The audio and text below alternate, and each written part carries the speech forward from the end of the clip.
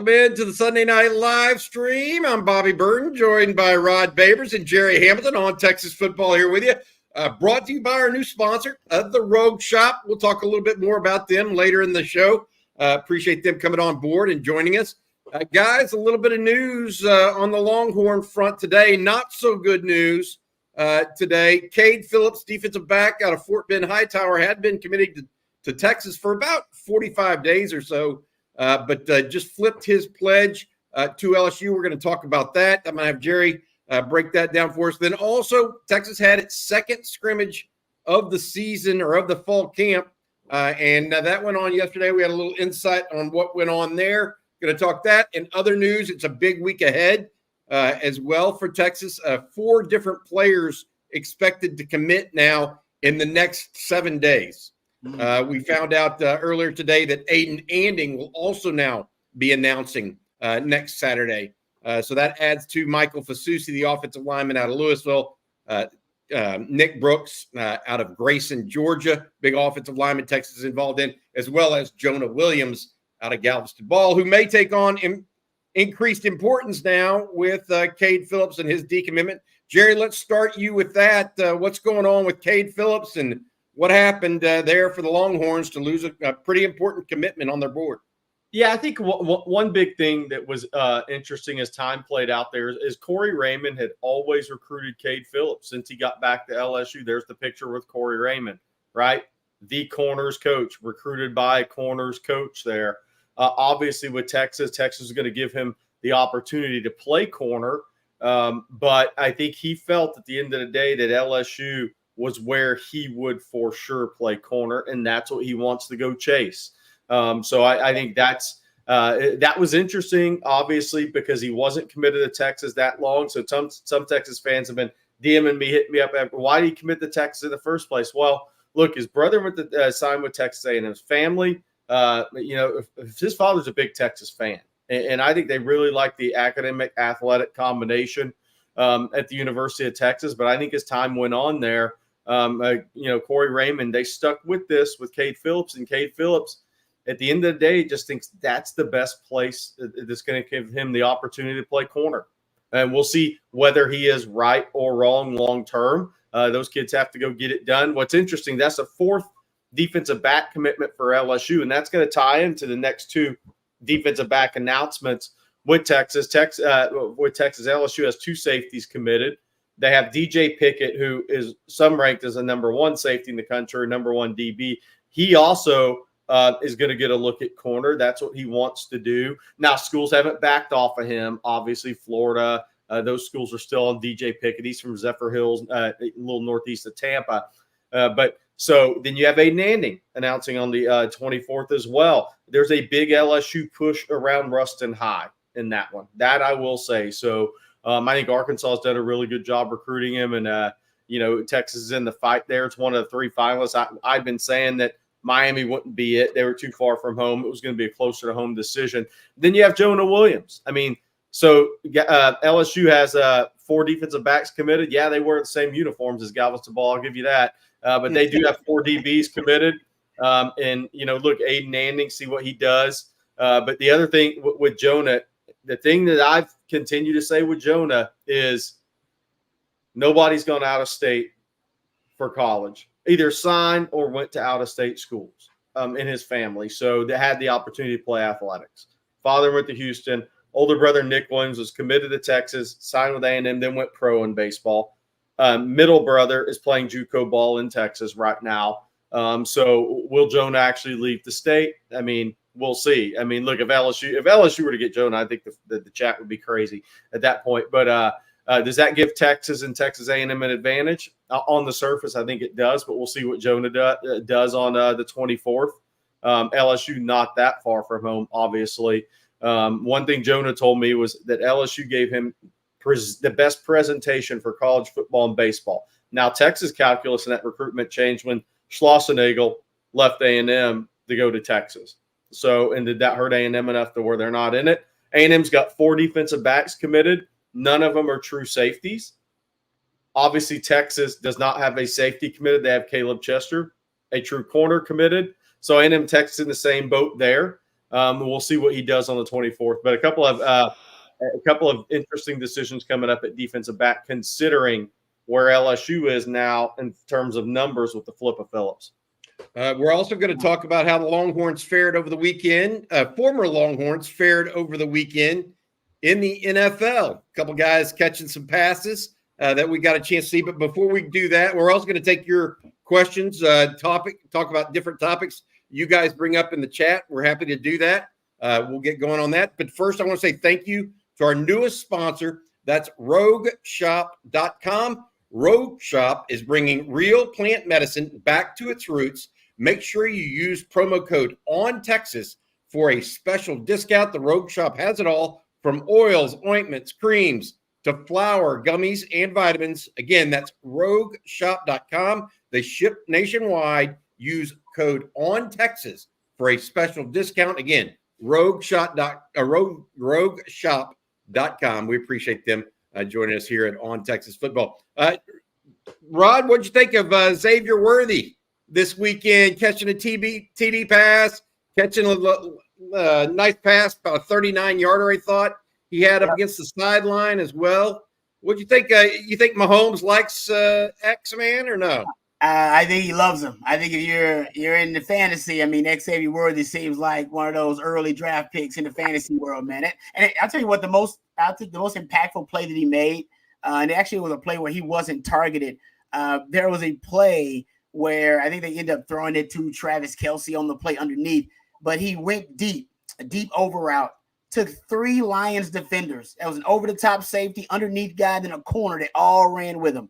That's what Andy Reid ultimately wants. The respect that a guy like Xavier Worthy gives you. Once he beats you over the top one time, then after that, the defense will ultimately respect him, opens up the intermediate and underneath passing game. It's strange that the Chiefs are going to go from one of the worst deep passing teams in the NFL last year to being arguably the best this year, between Xavier Worthy and Rashee Rice. I know Hollywood Brown's got an injury he's dealing with, but it's amazing. And Jay Witt, by the way, I'll give you a Jay Witt stat that actually got me giddy, because Jay Witt's been great. He's probably the best. He's one of the best stories of the preseason for any team, not just for Longhorn fans. But as of last night, and I haven't clocked it this morning, but he was actually leading the NFL in preseason targets and receptions. Wow. 17 targets and 12 receptions. Now, that's as of last night. I haven't looked at it today to check it out, but I mean, Jay Witt's having at one point, I think they're going to shut him down. He's made that team, guys. It not only made the team, I think he's actually going to get some target share potentially during the season. So he's done more than just make the team. He's actually been a standout performer for them. So I think they found another diamond in the rough, another Puka Nacua, another Cooper Kupp is what they're basically. I was going to say, they find the guys, Rod. They have a type. They do. Yep. Yeah. They have an absolute type. And the Chiefs have a type too, fast. What's that? The Chiefs have a type too, fast. That's Yeah. right. Yeah. No doubt. I mean, Sark, look. that fits with Sark too. What do they have? 3 guys. What do the Chiefs have? Seriously, they have 3 guys that ran in the 4.2s at the combine, and they drafted Tyreek Hill back in the day. They drafted Nicole Harbin ran in the 4.2s, right? And so did Hollywood Brown. Hollywood Brown, I know, in Xavier Worthy at 4.2s. I want to say maybe he might have been called him at a 4.3, but come on. Yeah. There you go. Same thing. Same difference, if you will. Low 4.3. You know what I've always liked about Xavier Worthy on the Chiefs is, besides just the pure speed, but Mahomes, Rod, he likes that big arm to throw it to a spot down the field, right? And let his guy run under it. Go get it. Xavier Worthy can play across the entire field with that speed. It's not vertical routes. It's deep across the field routes where Mahomes can throw that thing to a spot and let him go run under. Yep. And to that point, Jerry, that's why they like what Nick Saban described as squeeze splits. And Sark loves them too, the compressed, condensed sets, because then he's got to make you defend the other side of the field. Because from that condensed, compressed set, he can get to the other sideline. He can get to any sideline and go vertical. And this is what worries me. And we've talked about this before. If I'm a defense going up against Xavier Worthy and Patrick Mahomes is the best quarterback in the NFL at sack avoidance. That basically when the first play deteriorates, the second play that develops basically improvisation by him, the second reaction plays, when he can make a throw from anywhere on the football field, from any angle, and the fastest human being that's ever been clocked at the 40-yard dash at the combine also can start his scramble drill deep. And then you got Travis Kelce working the scramble drill in the intermediate. The defense has no chance, guys. They got no chance when the second reaction play starts in the scramble drill. So that, to me, is worrisome. More so than even defending the deep threat is when they start improvising. And then how you going to defend Xavier Worthy with 6-7 seconds to defend? Nobody can. No. Hey, what about this one? And then it's about AD Mitchell. Burnt Horn says, AD has had some silly catches in camps as well. He's going to be a problem if they have good QB play. That will be an issue for them. Anthony Richardson, the first stringer there, has been hot and cold as a starter. Sam Ehlinger, the backup, obviously, in Indy. But look, I think Texas had a tremendous trio of pass catchers. It's one of the reasons why I'm a little worried about what they got this year, even though frankly, they should be really good this year. Are they going to have 3 guys that may start in the NFL or 2.5 starters? I mean, and actually be as good at wide receiver? I kind of find that hard to believe. Yeah. You know, as good as you might think Isaiah Bond and Jonte Cook and Matthew Golden and all these guys might be, I mean, how much do you really lose? You know? It reminds me, and that's actually a conversation I was having with a friend of mine about this. And there's a growing theory working, and they always use the example of LSU, right? That LSU team that won that shot, Joe Burrow, Justin Jefferson, Jamar Chase. That when your guys go to the NFL, this is why preseason is important, and they start lighting up NFL guys immediately in the preseason, like they got to start, they exceed expectations immediately. Then maybe it was a bigger loss than you anticipated. He's like, no, we're going to be able to reload. We're going to be fine. It's like, actually, maybe it's not going to be as easy to reload because those guys were indeed special when they go to the NFL level. And then even the NFL has an issue defending those types of players. So, I that's the theory, the working theory is that, you're right, Bobby, that maybe it is going to be a little bit tougher. Not saying Texas can't do it. Not saying that at all. But it's going to be a tougher task because those guys, if they can go to the NFL level and be considered guys who are indefensible there, then, that means – your guys at the college level now, that's going to be a tougher, I think, void to try to fill. My thought on this has been the same. I think early in the season, obviously you're not going to be, as a group, really fast, tons of talent. Early in the season, first 3-4 games, definitely not on the level that Mitchell, Worthy, and Whittington were playing on at the end of last season. The group as a whole is not going to be. There's too many new players in the system. I mean, again, if you add JT Sanders into that, Sanders, Worthy, and Whittington, as important as the talent is, have 3 years in Sark's system.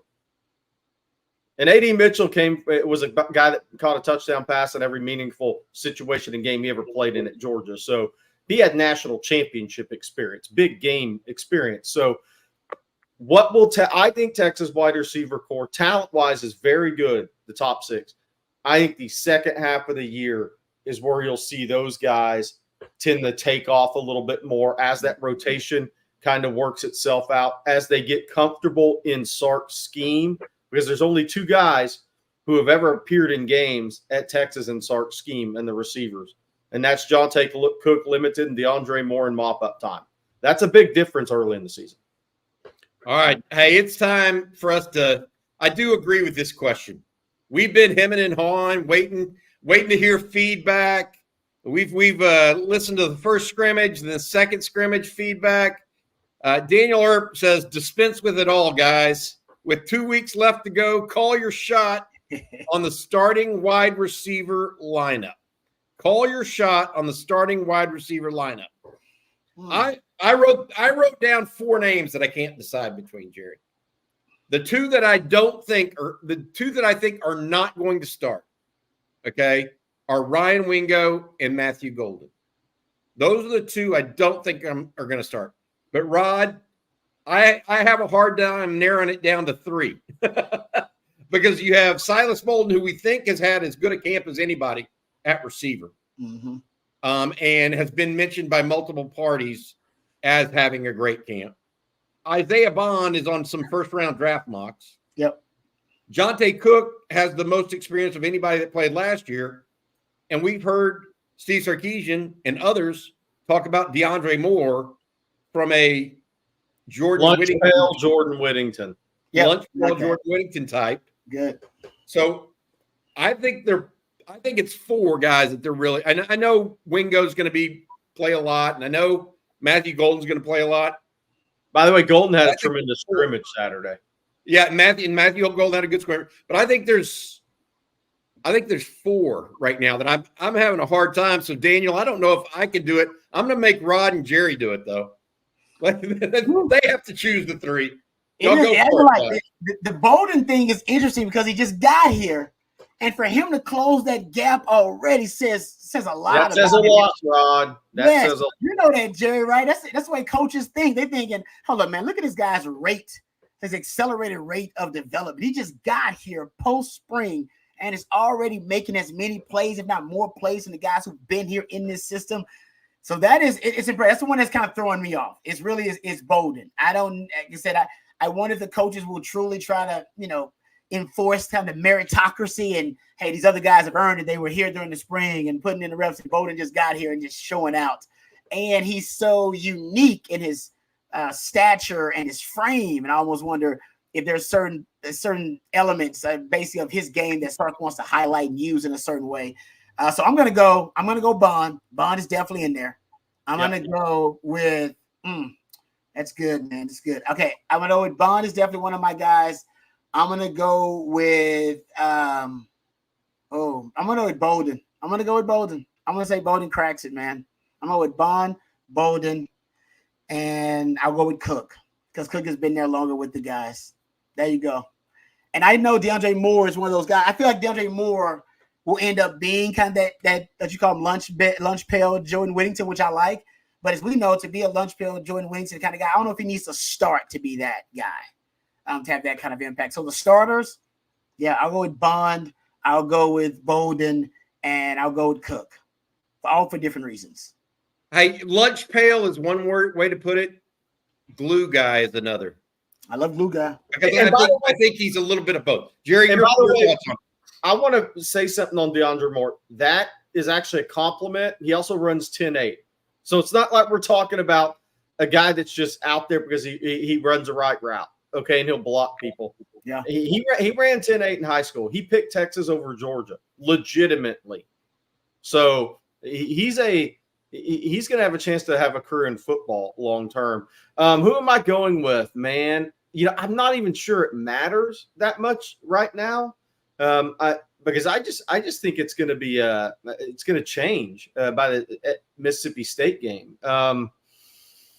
I've always thought experience would matter in the Michigan game. Experience would matter in the Michigan game. First game of the season, man. UT boy's gonna crush me on this one.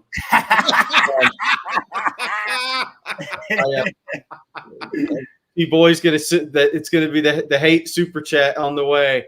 But I think more maybe where Quinn thinks he's gonna be the highest percentage of the time, and that's gonna matter. I think Isaiah Bond obviously is gonna start the 10-3. He's gonna start. He had a good first scrimmage too, by the way. Yeah, and Isaiah Bond, he's a productive player that's made big plays in his career. And I'm going with Bolden. Yeah. All right. He's made too many plays, man. Everybody's talking about this guy. We saw it for ourselves when we got a chance to watch him. And every time you ask about those wide receivers, when you're talking about Quinn, or you're talking about Jahdae Barron, everybody brings up Silas Bolden, how special he is. So I'm with you on that one. Somebody brought up Moore as a blocker. That was an interesting point to discuss a little bit.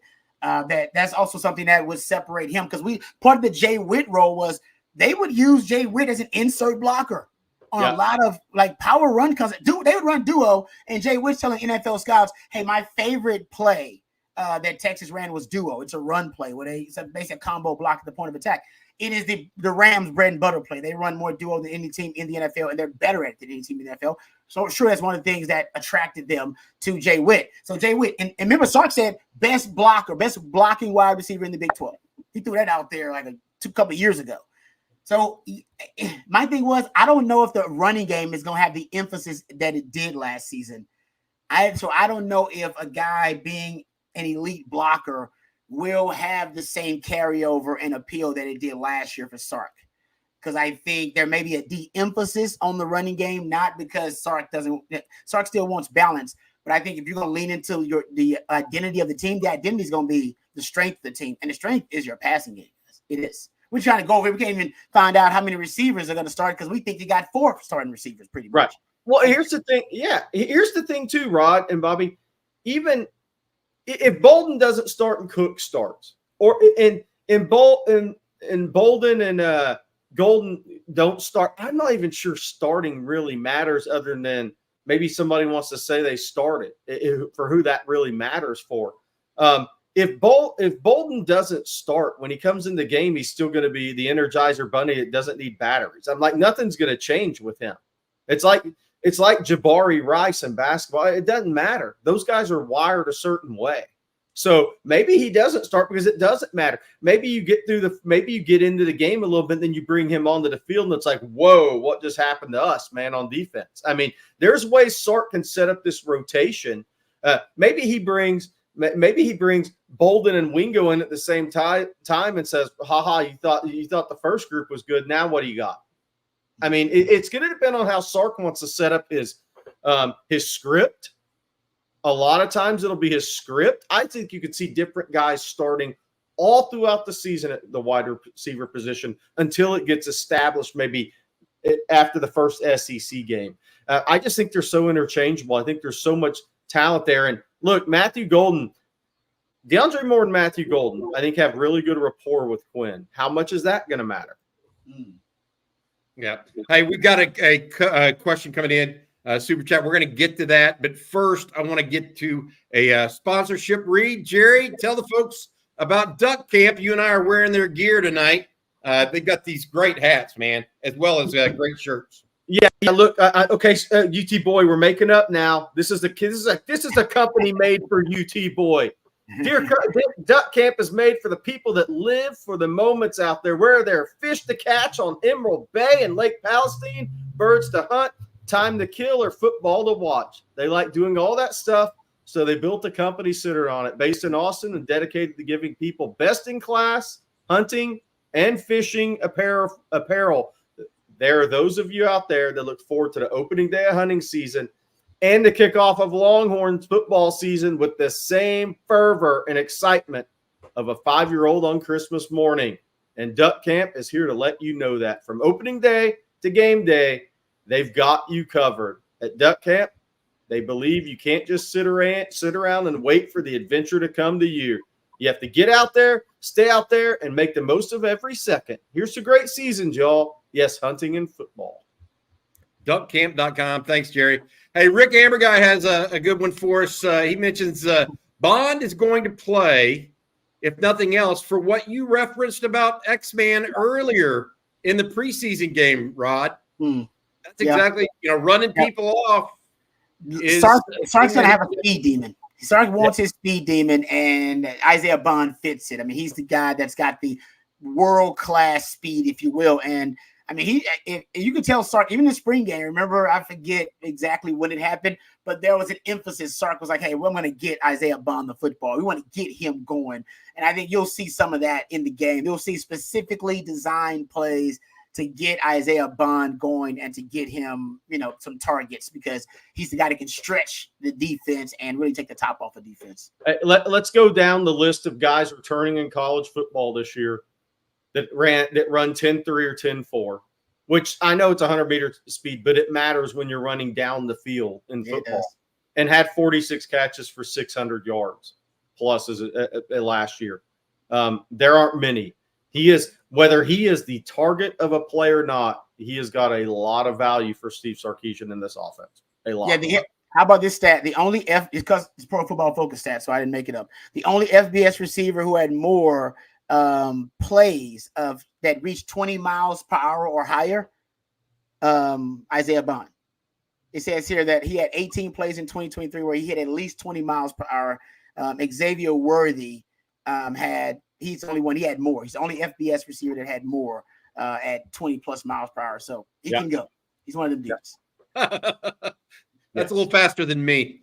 I need to get the moped going that fast. All right, this from Blake May. With the injuries and everything going on inside camp, what would each of you rank Texas in the AP polls? Leave it 4, lower, or higher? I'll add this. We talked about it right off the top. If y'all didn't hear it, Jake Majors did sit out the scrimmage on Saturday. It is a high ankle sprain, is what I'm being told behind the scenes, and it is not supposed to be game threatening or anything like that. He didn't. I think he was out almost all week, by the way. But so other than that, the only other injuries really of note at this point, guys, that affect the depth more than anything is Cedric Baxter, your starting running back, as well as Christian Clark, another bigger running back. I did hear Jarrett Gibson had a pretty good day yesterday running the ball. Now it was mostly thud tempo. But do those injuries, do y'all think that affects where y'all might rank them? I think that I'd said this before. I'm good with Texas anywhere in the top 7 or 8. And really, all I'm really shooting for this year for Texas is to be in the top 12. Yeah. I don't care if they're 1 through 8. That's not at the end of the year. I want to see them in the playoff and give yourself a shot, right? Because from there, you're either the best or you're not. But I want to see them in the tournament, right? What do y'all think, though? Top 4, higher, lower, based on what you know? Because they have been, other than those 2 injuries, they've been relatively injury-free. Yeah. Yeah, I mean, look, I don't have a problem with Texas ranking to start the season at all. Because if you look at third-year starting quarterback, all the returners on the offensive line, the recruiting that Sark's done in the 3 classes plus the portal, you have a lot of experience back on defense. Now, some of those guys have to take it up a notch. You have some issues to solve, right? But this is a very experienced football team that has a third-year starting quarterback, that has an offensive line that has grown up now, that has depth, real depth being built in the program. The edge position, the pass rush this year, where I think Texas may improve most as a team, is hits on quarterback, legitimate pressures, sacks. I think that may be the biggest improvement we see on the Texas team this season. The tight end position. I mean, there's so many things to look at. Everybody has a weakness. Now, there's not a great team out there. Somebody's going to win the national title. Maybe Georgia goes 16. If they go 16-0, I'll say they had a great team. I don't think they'll do it. Not the 3 road games they have. So, look, I don't have a problem with where they're ranked. Now, I'll say this. I'm like Bobby, just finish in the top 12. That's the whole key, is to get back in the playoff this year. Rod, the biggest thing for me is I think the areas that we wonder about most with Texas in terms of the SEC schedule, right side of the offensive line, how are they going to look? Was DJ Campbell heading to year 2? Is he going to make a big jump? Cam Williams, first-year starter. And then your interior defensive front. Michigan's going to test them. You're going to know in week 2 where you're really at headed into the SEC schedule. Because the UTSA and ULM Monroe don't matter for the SEC schedule. Michigan's going to show you where you're at headed into SEC play. Totally agree with you. Yep, I agree with that. Michigan also will test if you can run the football. Yep. Even with the injuries at running back and all that, can you run the football? And like you said, the pass protection on the right side offensive line and that interior defensive line, they can deal with real power run game, bully ball, hardball ball. Yeah, so I'm with you. It's fun that you'll know by Michigan exactly where you are in all those areas because they're going to test them. Yeah. I've got to be honest. I just want to, again, make the tournament. I mean, and beat OU and A&M. There we go. Well, look, if Texas beats OU and A&M, they're in the tournament on this schedule. I think so too. All right. Hey, Jerry, I want to ask you real quick because we talked about it briefly, but I don't think you really went into it. A couple of people asking about Aiden Anding, and I mentioned at the outset here on the Sunday Night Live stream brought to you by our friends at Rogue Shop that Aiden Anding is going to now announce on August 24th, the same day that Jonah Williams is scheduled. We're going to talk about Jonah Williams next, but talk about Aiden Anding and where you think his recruitment is. Isn't he being recruited as a corner right now by LSU and Texas both? Yeah, and Arkansas, by both of those. Because I do think Arkansas has been a legitimate factor in this recruitment. They may have done the best job recruiting him, and they've been recruiting him the longest, obviously. Here's Aiden Anding in punt return in New Orleans in the state championship game there. Ruston High favorite to get back again this year. Head coach Kyle Williams, obviously, there at Ruston High. Look, I think there's some push to LSU around the Ruston program for sure, as you'd expect. Is that going to be enough for LSU? The one thing I've said about this recruitment is whether he picks Texas, Arkansas, if he picked Texas or Arkansas, when we were just saying he wanted to announce before the season, now he's announcing on the 24th. LSU still has an official visit in their hip pocket, and they're just trying to get him back for a game. So LSU isn't sweating even if they don't get him right now. That's the one thing I would say. Look, I think Texas and Arkansas, what they're saying, we've been recruiting you the hardest for the longest, right? Before you were on the map nationally. He's still not on the map nationally from a ranking standpoint, but I'm sure it'll happen his senior year. But obviously LSU is playing the closer to home, the momentum in their class. Corey Raymond recruiting him, obviously. Going to give him play him at corner at LSU. So I think it's really going to come down to with Aiden Anding. Does LSU's lack of offering him until late keep them from securing a commitment early? But again, I say this: if he commits to Texas or Arkansas on the 24th, that recruitment's not going to be over. LSU isn't just packing up shop and walking away.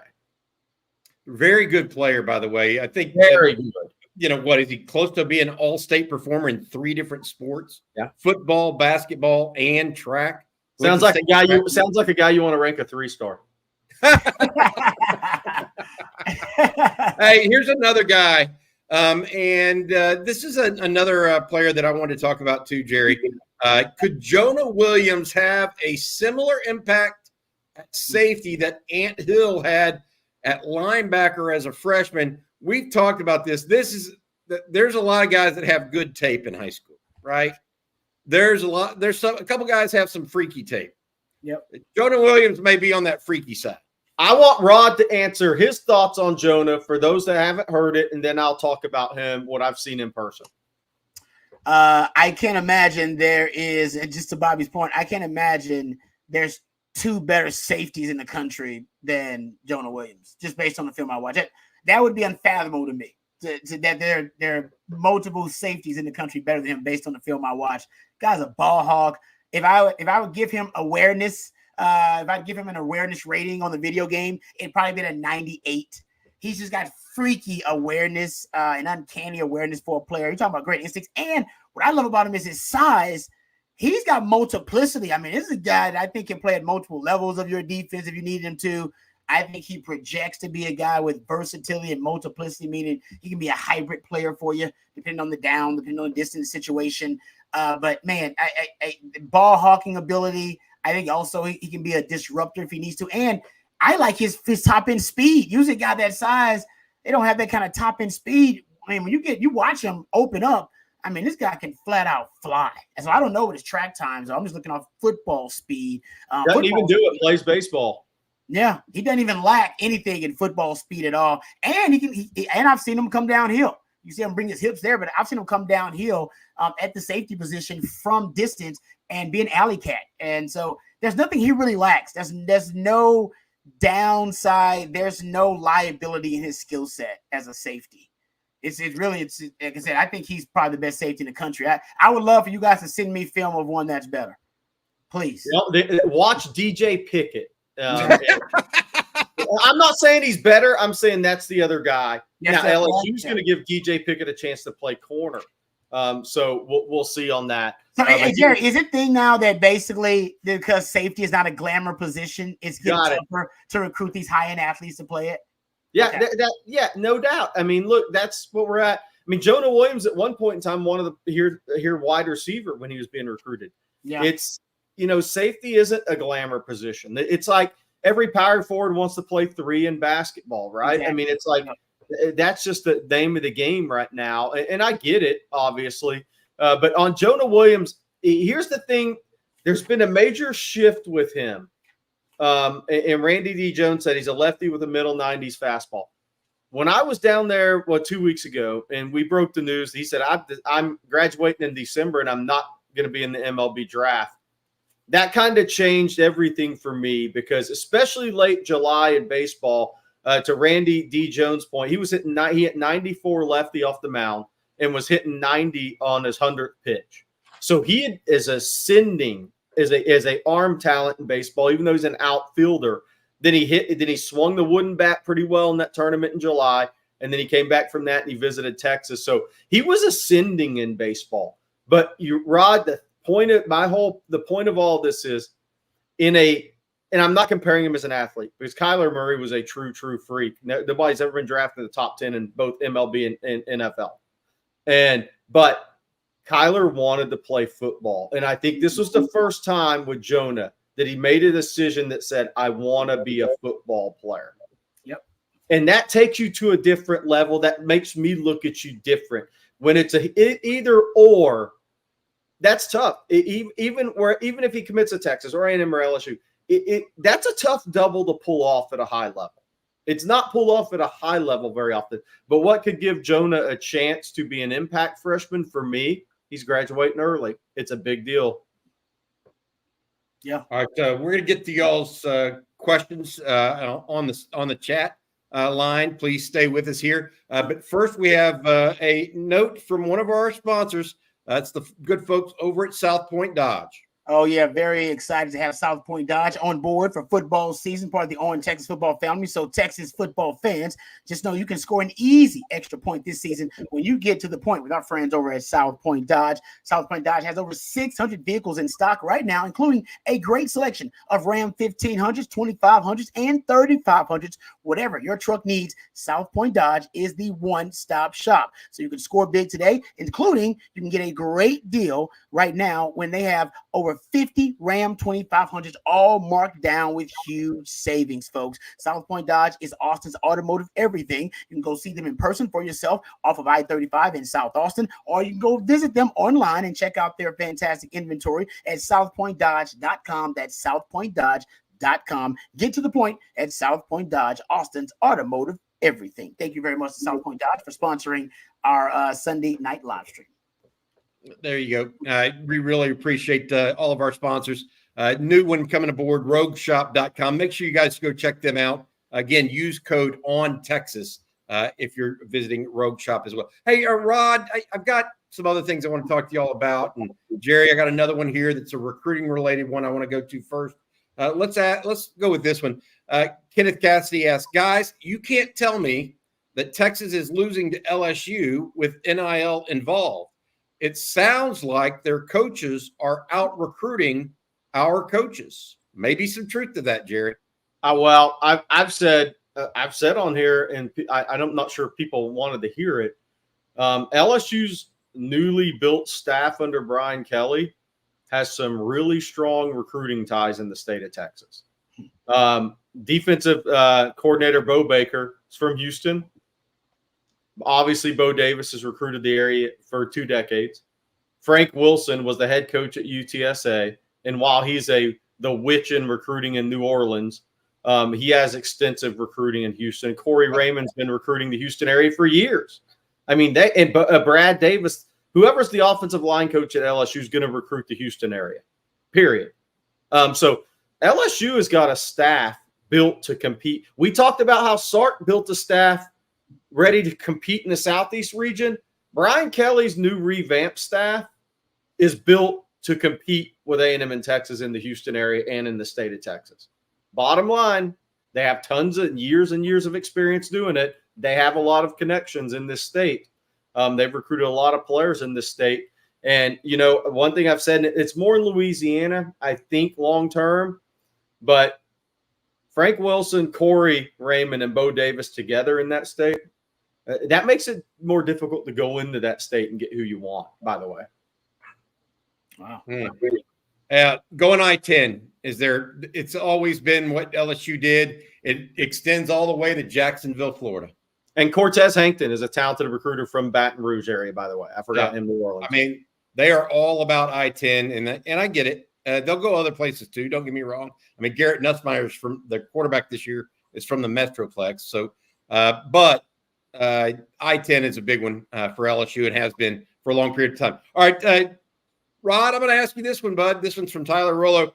All right, guys, I got to ask, with college football around the corner, it's next week over in Ireland. Who do y'all have? FSU versus Georgia Tech. This is a conference game in Dublin. I always thought Notre Dame should play in this. By the way, FSU's an 11.5-point favorite unless it's I was going to say, I'm going Florida State in that one. I'm going Florida State. Big number. Yeah, I'm going Florida State. Even though crazy things might happen because it's overseas and everything, Florida State's got just more talent. They've been building for a little while. I like Norvell too, by the way. I like him as a coach. Are there two quarterbacks? No offense to Haynes King. Are there two quarterbacks that are more similar in some ways? Big dudes that kind of have different releases in Haynes King and DJ Uiagalelei. Yeah, I mean, look, DJ, and I say this, he'll go win the Heisman this year. No, he won't. But the craziest thing about him coming out is I was on part of national rankings when he came out, and his highlight tape itself looked really good. If you went and watched his offensive lineman's highlight tapes, the ball was erratic, and it was all over the place. And he's never been a high completion percentage guy. Rod, here's my question with FSU. Do they have the RPO game anymore? Because Jordan Travis was deadly in the RPO game. How much is Norvell going to have to change?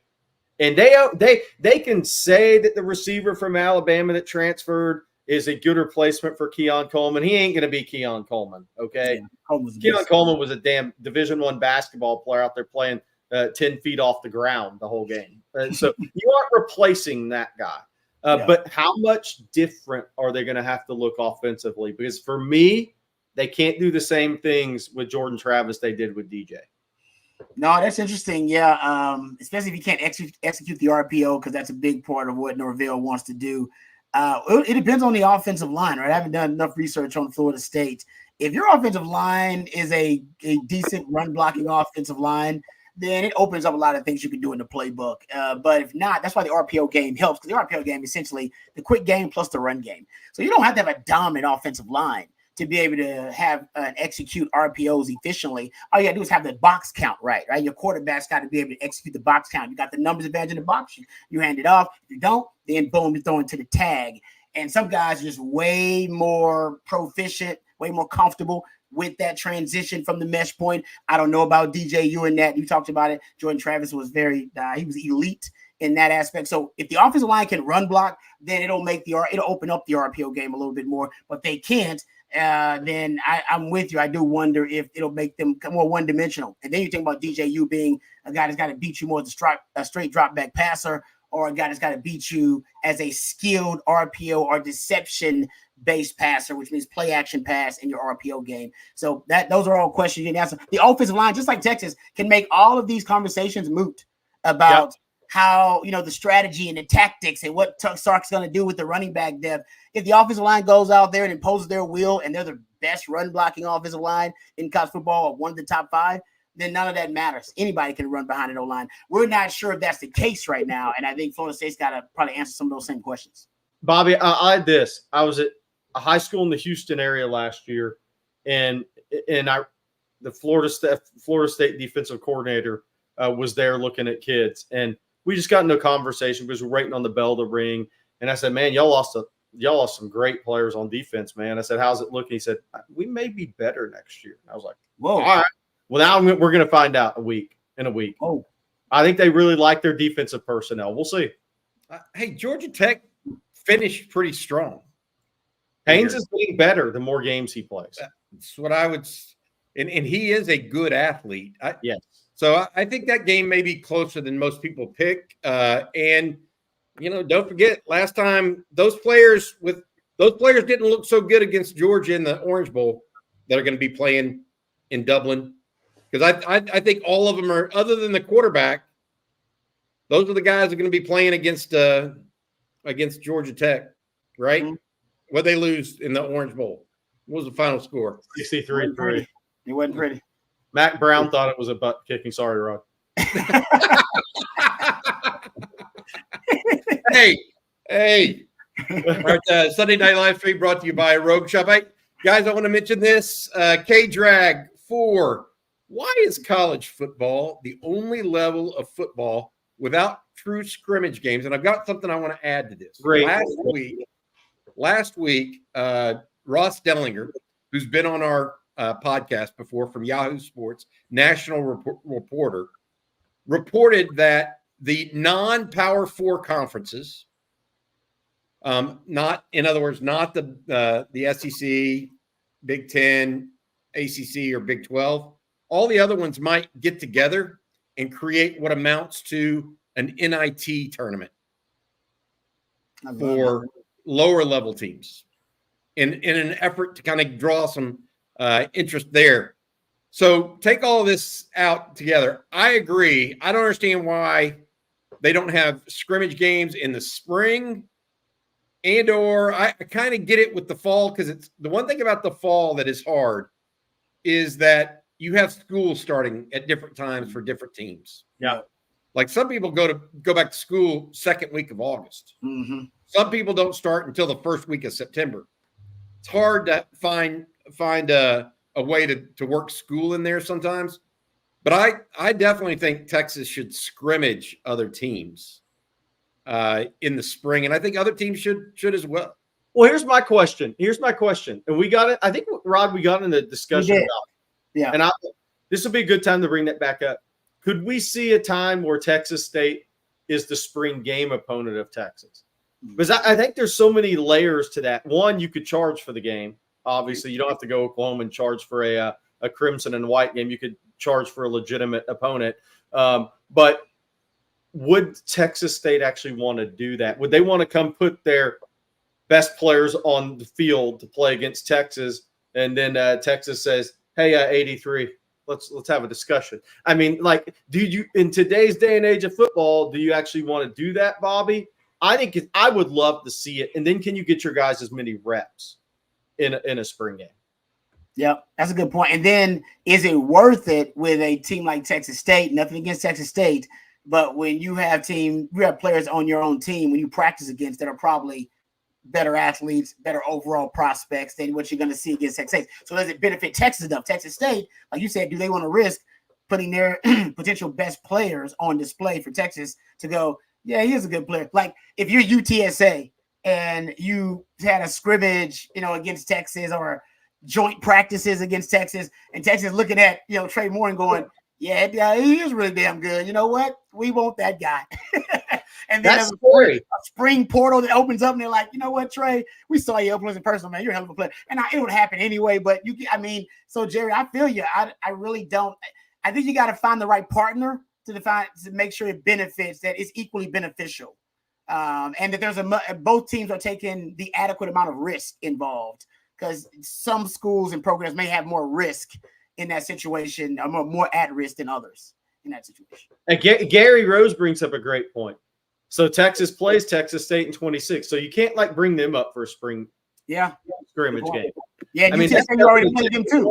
UTSA, they play them too much. Yeah. Right. Why wouldn't they go have a scrimmage, though, or not even a scrimmage, but joint practices, to your point, Rod, against – it doesn't have to be against a lower level team. Why wouldn't it be against, I don't know, Penn State?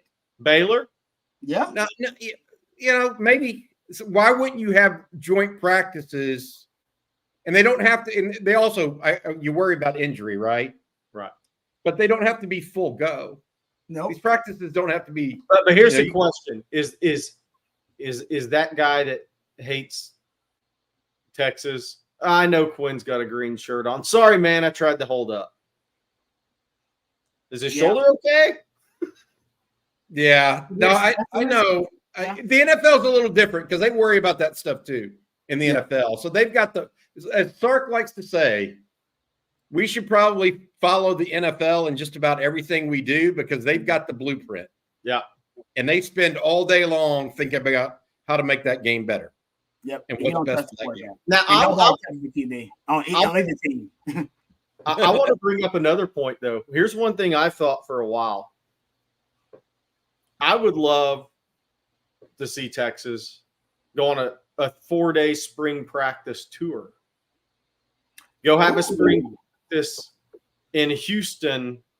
Go have one in Dallas. Go have one in East Texas. Maybe it's a 3-day tour. I would love to see them do that.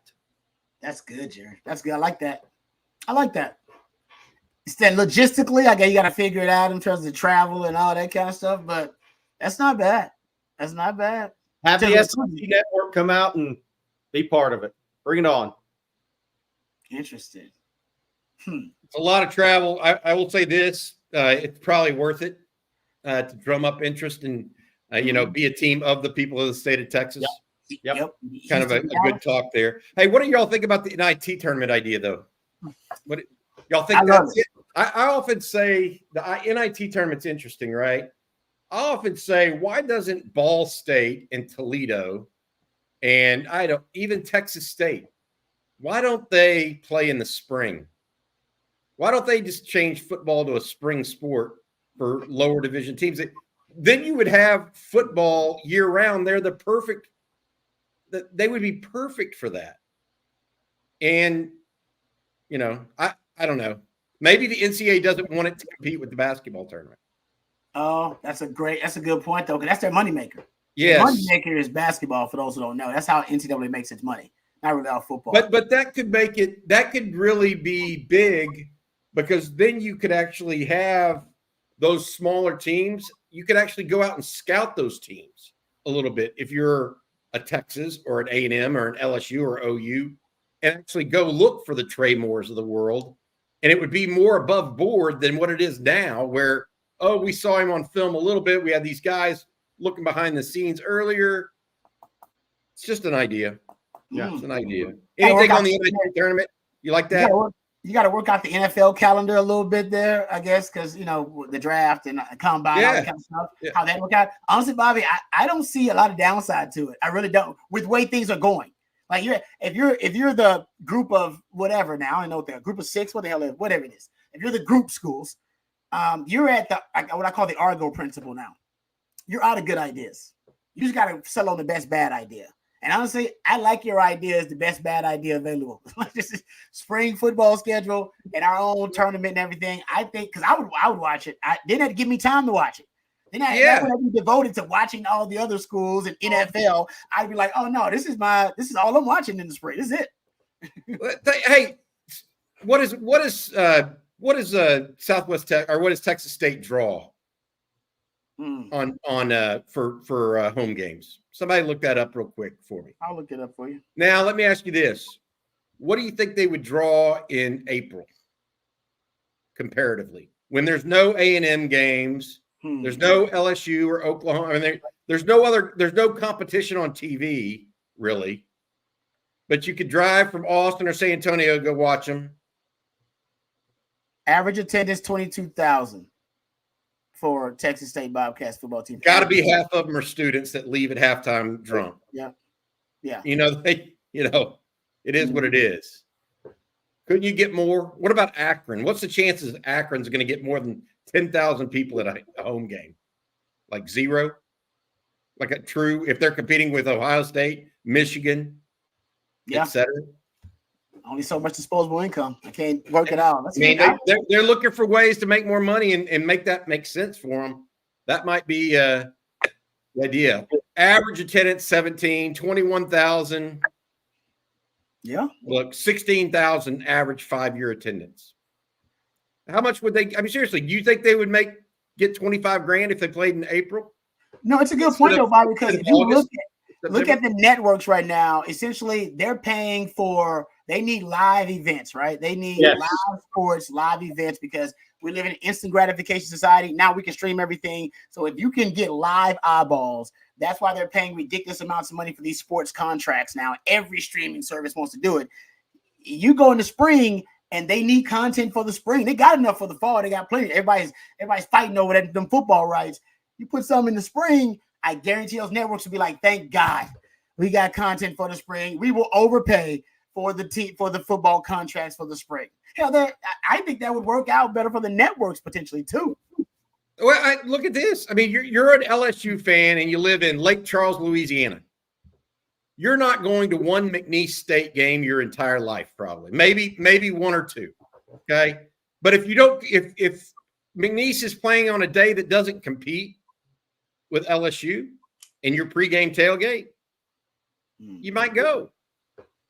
Might be a good thing to go do. I mean, look, that's the whole idea behind the XFL. They created a spring league that completely failed because of competition levels.